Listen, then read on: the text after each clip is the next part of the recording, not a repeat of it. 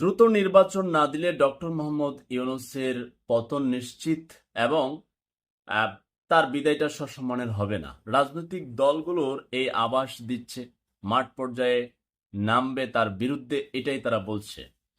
সাধারণ লোক কি বলে? এদেশের ক্ষুদ্র নাগরিক হিসেবে আমি জিজ্ঞাসাবাদ করেছি বিভিন্ন চায়ের স্টলে, সাধারণ মানুষ আছে না, তারা বলতেছে নির্বাচন তো দিবেই ইউনূস, কিন্তু তার আগে এমন ভাবে তিনি সংস্কার করে তৈরি করুক যেন অদূর ভবিষ্যতে এদেশের ছাত্র জনতা, মেহনতি মানুষ আবারও প্রাণ দিয়ে কোনো সরকারকে চ্যালেঞ্জের মুখে ফেলে এবং সেই সরকারকে পতন নিশ্চিত করে আবারও যেন গণতন্ত্র সংবিধান নিয়ে এই সবকা আওড়ায় লড়াই করতে না হয়। এটাই যেন শেষ রাজনৈতিক লড়াই হয়।